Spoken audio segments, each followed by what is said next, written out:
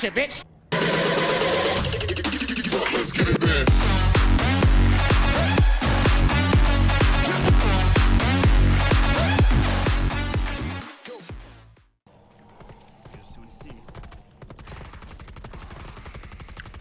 Hello everyone, and today we are going to be talking about Outbreak. Now, there are very few things that I want to get out of this chest, and I'm going to be bringing you a little bit of Outbreak tips at the end, towards the end of this video, but to now, I'm going to be talking about a few things about the new operators. Now, I am going to actually be doing a full-on versus of both of them once I get my hands on both of them, and once I can get my hands on them to get footage, I mean. Because I have a general idea, and I kind of want to play with them a little bit just before I do anything else with them. Because, you know, I like to be informed. But from what I hear, they're actually pretty decent. And from what I've been playing and what I've been doing, there's a lot of stuff that's really cool about this update. So again, just a quick rundown of them. Lion is the first of the operators that I'm going to mention. His gadget is a drone above the map that can locate enemies if they move. That is, if they move. And it works slightly differently in the Outbreak mode, which I'm going to get into, kind of. So, yeah. And then there's Finka, who has the adrenaline thing. It's kind of like Doc, but she doesn't have a range on it, so she can get people up, do this, that, and the other thing. So that's pretty cool. In essence, they are very deadly together, and they are very deadly when comboed correctly with some of the other people, especially people like Blitz and Ash. And I'm also going to be doing a versus episode on them, because I think that they are now worth comparing, at least a little bit. And it's pretty cool, because of the way that they now function, and it's very interesting to see that. So yeah, let's get into some of the tips and stuff that I have for you guys. So tip number one, headshots are, let's see, so here's the few tips. Tip number one being that headshots are very important, and that's a given. When you're in stealth mode, they're more important in stealth than when you actually start getting them to chase after you, is because they are a one-hit headshot kill, if they're unarmored. And what's interesting that a lot of people don't know about this is that headshots, is that wherever you shoot them on the body, they get a little red area of where you shot them. If you shoot them again in that area, it actually does reduced damage, which I find very interesting. Again, it's a thing that I kind of learned over time, and which is why you spend a lot more ammo than you possibly think taking down a group of enemies. Again, the constant reloading is very, very hard to do. So number two is you cannot get flashed on normal difficulty, and there's also no friendly fire on normal difficulty. That's again another thing that's written on the thing because it's, well, pretty cool. I do find this weird, however, because I've played a game of Pandemic, and I played at least 9 games of Pandemic, most of which I lost due to the friendly fire. And it's mainly because I had not had that training in the trying to avoid the friendly fire because I've been playing normal mode up until that point. So it is a bit of a transfer from one thing to the next, and it is much harder on Pandemic mode than on that one. The next few tips are just a bunch of operator changes from the base game in multiplayer to this game, just so you can get a general idea of what it is. So Finka gives 40 health instead of the standard 20 that's in the multiplayer, but she only has 1 charge, which is a little bit unfortunate because I was hoping that she'd at least have 2 charges, but other than that, she only has 1 charge, and it gives you 40 health instead of the standard 20, which is pretty cool. It also still gives the reduced recoil thing, which is very nice, giving you very good laser beam accuracy, as well as a few other things. Lion's gadget works a little bit longer and actually makes a lot of the enemies appear regardless of if they're moving or if they're standing still. Which is another thing to kind of keep in mind. Both of them together are very hard, as in this game. Both of them together are very hard to kind of. Both of them together are make it very, not hard, but it makes it very hard for them to kind of hide from you and kind of be killed by you. I went down a few times, but they were able to get me out pretty consistently. And again, I was doing this, and this gameplay that you're seeing of me playing as Recruit is very interesting. because I was just experiencing a bad day, and this was a nice kind of relaxing sort of thing. Anyway, next up, we have Doc has 2 stim pistol shots and not 3 stim pistol shots, which is a little bit upsetting. But again, I guess it's more of a balancing thing, so you need to conserve those shots. Try to conserve them for your teammates or when you go down specifically, because, again, that can end up saving your life. Ash has 3 explosive charges, 3 explosive rounds, and also has nitro cells, because it's very, very cool to do that. And it can, again, break walls and break other stuff, so yeah. And reinforcements and other things are good, but again, I wouldn't say that you should use them all the time. Tachanka is a very good operator during holdout sections. He's extremely good, especially if you all crowd around him and keep the enemies off of his back. He is amazing at he's amazing at this mode, and he's very good, especially when you pair him up with Vinka. Dear God, can he just wreck house? It's amazing. And finally, you can put attachments on recruits' guns, which is very interesting. You get a minute to decide what you can do, so as long as you know what you want to pick, and you pick it very quickly, you can easily get a lot of things. And what's interesting about Recruit is that since he doesn't have a primary, gadget thing, he has a secondary gadget. He actually gets 2, kind of gadgets, so you can run both Claymores and Impact Snades, which I run in this video, and it's actually really cool. And some of the voice lines that he has in this are actually very cool. I mainly played him because I was having a bad day and I didn't want to play any of the other operators, but I was playing him because I wanted to hear some of the voice lines that he has, and I'm probably going to run some of those voice lines in the background if you can kind of not tell, but he's a very good operator in that sense. Tip number 4, and this one's a very interesting one. Smokes, that is in regular smokes as well as the actual smoke grenades that Smoke has. They actually can hide your presence, allowing you to pick up someone or execute a grunt or whatever. I didn't know about this, and some people might think that smokes don't help, but so long as they're in the smoke, you can actually execute them. I had this happen to me once, where a smoke grenade was thrown out, I ran in and I executed one of the guys, and let me just say, it's really cool, to do it in the smoke, because they have no idea where you are. And the smoke actually does make it to them, so they can flop around and be like, whatever, blah, blah, blah, blah, and they can't see you. And smoke grenades, smokes grenades actually do kill, which is very nice to see. And they do a massive amount of damage, especially to some of the apexes and other things. If you have a smoke, you can kind of wreck house. Moving on. You can kill a smasher with your gun, but it takes a lot longer. I once had a friend who tried to kill a smasher with just his gun, and it took him over 30 minutes to shoot him, just shoot him with the gun. His front takes a lot less damage because it's more armored and stuff, but his back actually has the red spot, and that's where you can do a massive amount of damage. The best and most effective way to do it is to stand right up against the back put your back to a wall and fire at him as he's walking towards you. But just fire and move slightly as he does it. And when it looks like he's just about to charge, frickin' move out of his way as fast as you possibly can. Because again, he will hit the wall behind you. And if you get everything right, he'll hit the wall behind you and he'll get stunned. And you won't go down with him. And then you can run around to his back and quickly knife him in that. You do that 3 times and you can easily get him. Which brings me on to another tip that should be later down the line, but I'm going to say it now. You can tell when he's lower on health because of his back thing. The back, when you knife it twice, will actually become bigger and allowing you to do a little bit more damage, and it is possible to kill him with a gun as well with doing that. As I have a clip of that I'm probably going to put at the beginning of this video because it was actually really cool the way that I did it.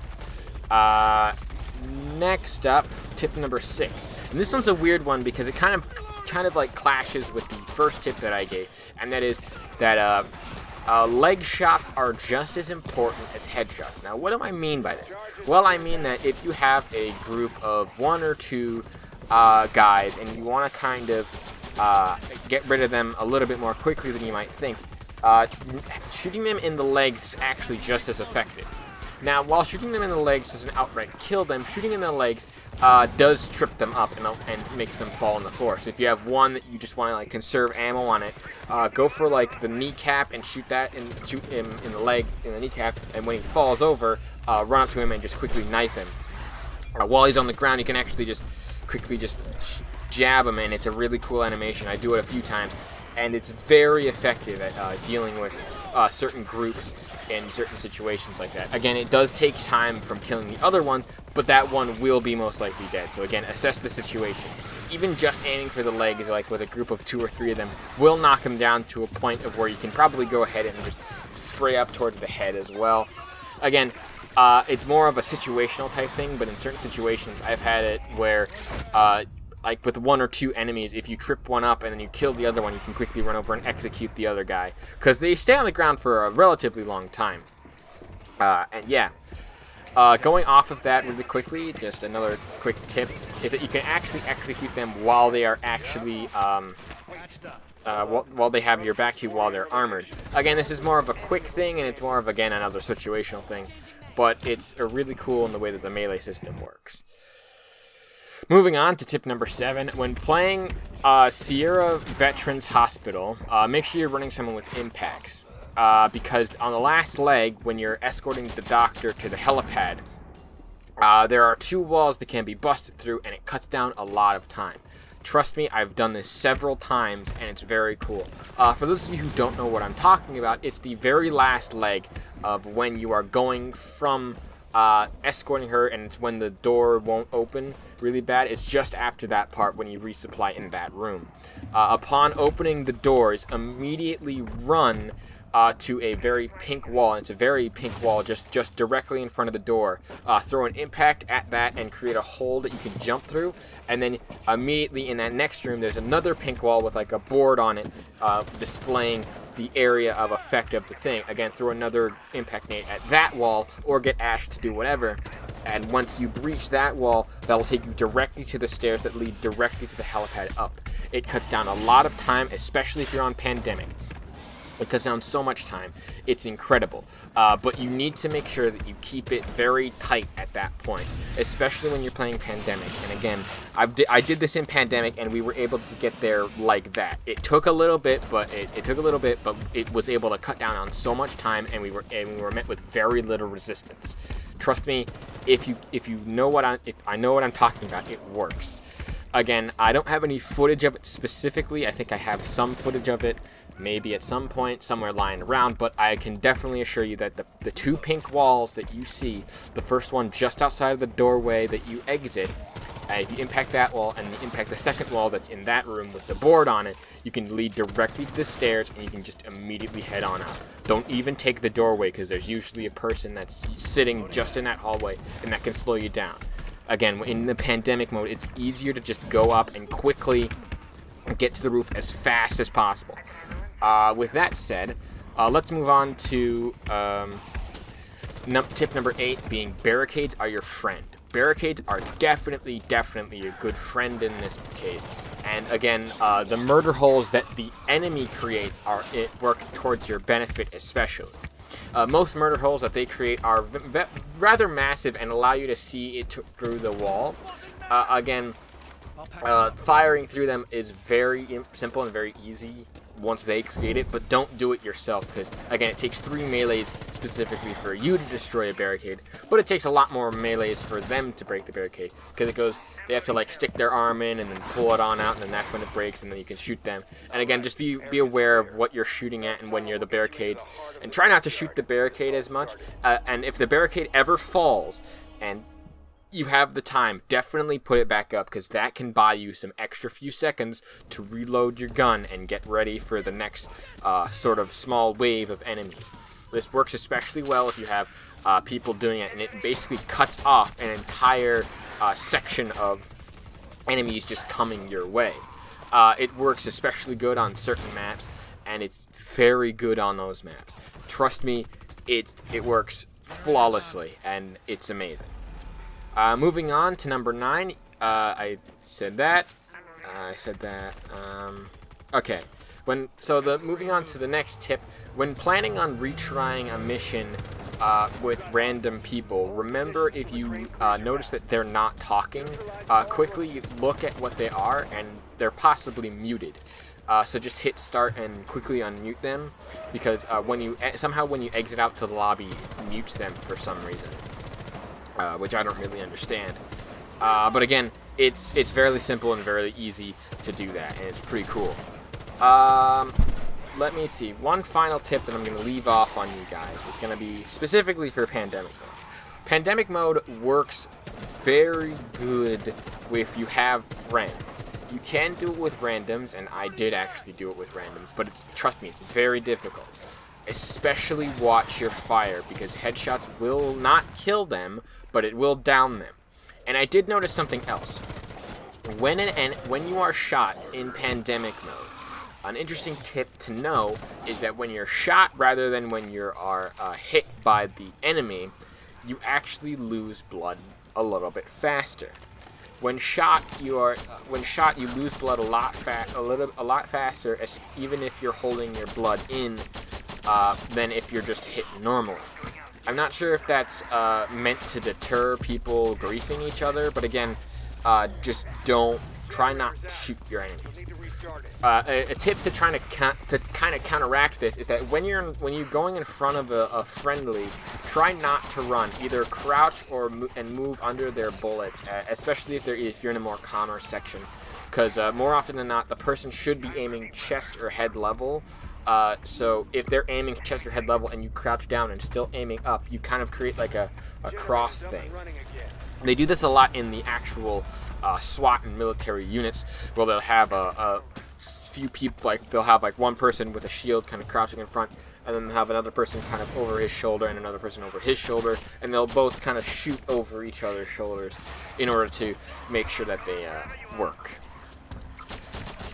Alright, anything else? The cutscenes are different for everyone, so you are the main character of your cutscene. So it doesn't look the same to everyone, and that should be kind of apparent to them. And it's very interesting to see who's doing what. You can actually see some really cool things. Oh yeah, and for those of you who have actually gotten both of the chibis, a little bit of a cool thing that they added there was that they actually glow, and they're actually animated, which is pretty neat. I didn't know about this until I got the she-grunt run, and then I got both of them, so now I'm trying to collect them all. And it's really, really fun. Again, if you really want to get on that right now, because trust me, these ones are going to be highly, highly collectible in the future. I hope that they either release them to other people or just allow them to be purchased later on. But that's probably not going to happen. I hope that they run this every year, because that'd be great as just a thing. That'd be really cool. If they never run this again, that's going to be a little bit upsetting, because they created all this time to create this one mode for this amount of time. But whatever. Anyway, those are some of my tips and tricks on this game mode that you guys that I freaking love.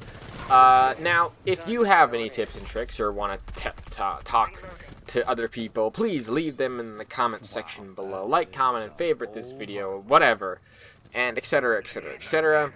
With all that said, thank you so much for listening to me blather on about these random tips.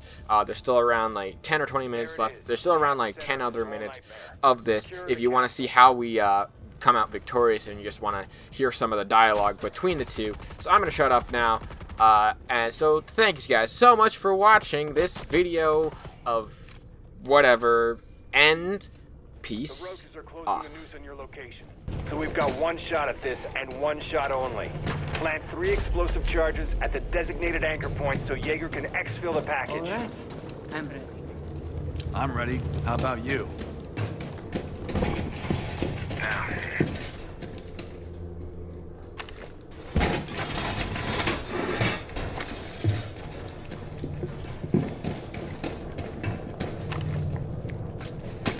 Nice to see we're kept well supplied.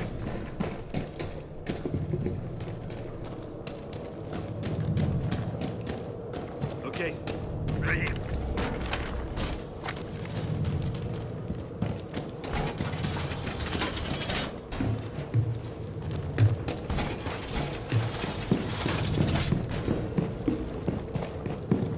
Throwing Claymore. Let's get back to work.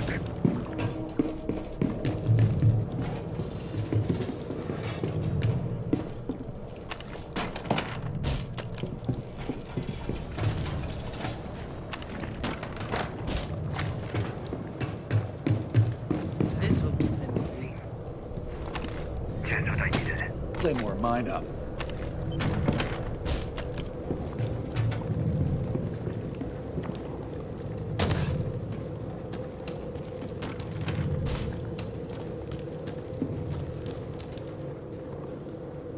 Ammo up.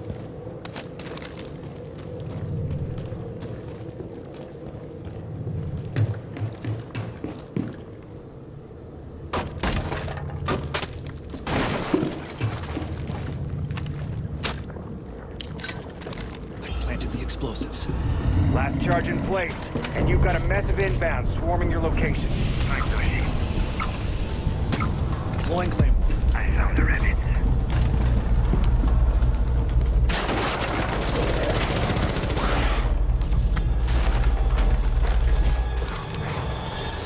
They're attacking the explosives!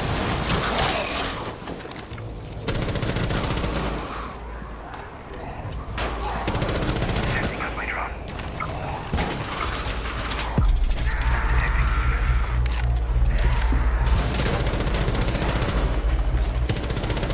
I'm dry!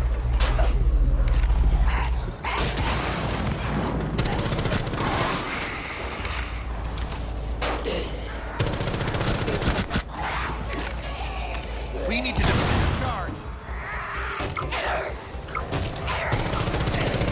Swapping back!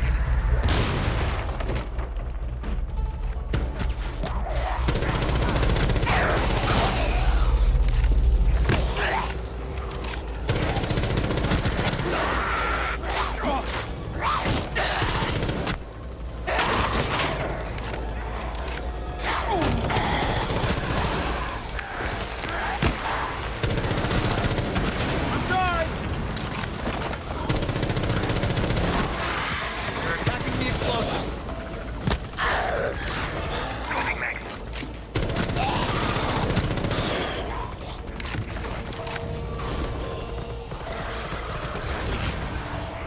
You need to grab it. The charge is taking damage.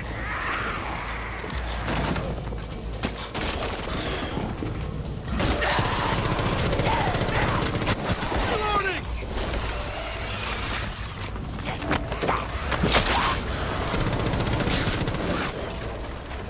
Medkits here!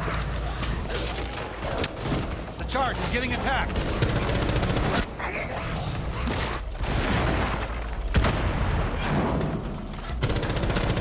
Explosive stop at night. The charge is taking damage. First charge is destroyed. Fall back to the other two and maybe we can salvage this.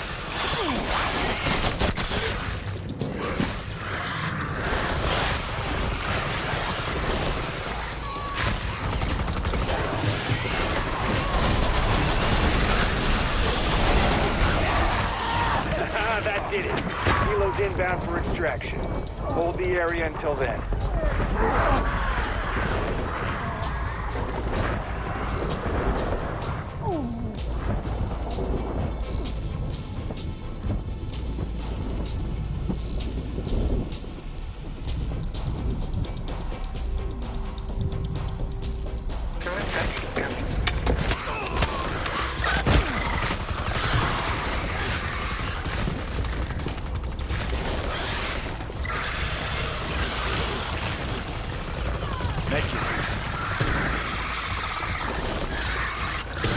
Highway, and the cavalry is close behind. Ready to go.